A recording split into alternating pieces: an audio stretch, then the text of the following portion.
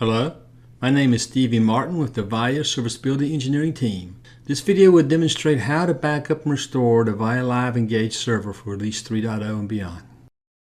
Prior to the release of Avaya Live Engage 3.0, to back up and restore the Avaya Live Engage server was a fairly complex process. You're required to have administrative access to the desktop environment of the server. You need to go in and back up all local groups and users created by the administrative panel. Back up everything on the web.live data store, the W drive. And to restore it, you have to be able to stop all the services, stop the web server, restore all local users and groups that you saved before, restore the web.live data store, the W drive that you saved before, restart the services, restart the server, and go through and test and make sure you didn't have any issues that came up doing the manual backup and restore. For Avaya Live Engage Release 3.0, the backup and restore process for the Avaya Live Engage server has been greatly simplified. To back up the Avaya Live Engage environment, you go into the Web Live Administration panel, which you can find at HTTP or HTTPS. If you're using SSL certificates, your fully qualified domain name, WA admin panel, and log into the administrative panel itself. Once you've logged into Avaya Live Engage admin panel, you want to go up to the Advanced tab and scroll down till you get to the Backup Restore section at the bottom of the Advanced tab page. If you perform a previous backup, you'll see in here the backup that was done, and you can either restore that backup or create a new one. The backup, just select Backup. Note the warning about reset the server. This is something you want to do in off hours if at all possible in order to prevent any interference with ongoing activities in the environment. You can determine if there are people in the environment by going into the statistics panel and seeing if anybody is in the environment at this time. Once you completed the backup and the file shows in your folder, you should save it to the desktop and put it in a secure location.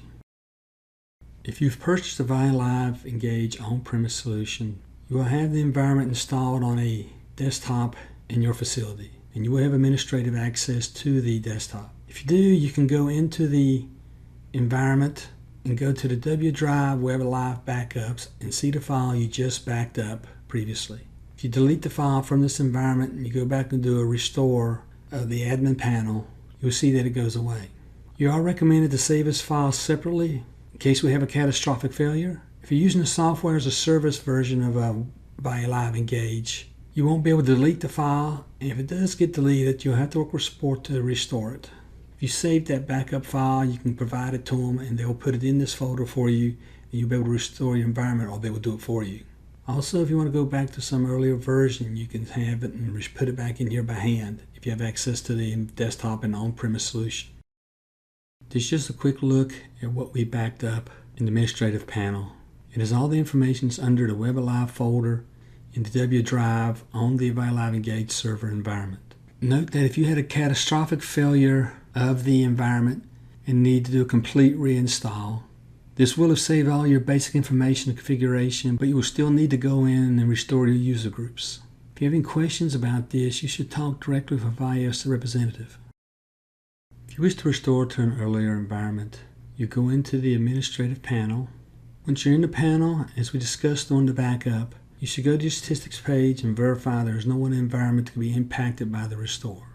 Once you've done this, you go up to your Advanced tab and scroll down to the Backup Restore section of your page. Once you've reached this, you simply select Restore. As before, you get a warning that it'll reset the server, and you select OK to proceed. Once you complete it, if the restore is successful, you'll see Restore Complete at the bottom of the page. Note your backup file is still there. If you refresh the page, it will show up again.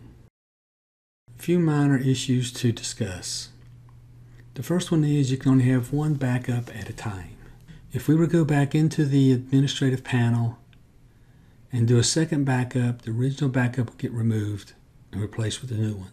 This is another reason for saving your backups to your desktop on the off chance someday you might want an earlier version. If you have an issue and it doesn't start up, you should collect the logs and contact Avaya support if you're in the cloud. If you're using the on-premise solutions, then it probably should check the service manager to ensure everything is started, and the logs on the server prior to contacting support, in case you can give additional information or debug the issue yourself. Thank you for your time today. We welcome comments, questions, and feedback at mentor@avaya.com or on Twitter @AvayaMentor. For more details or related information, please visit support.avaya.com. Thank you for choosing Avaya.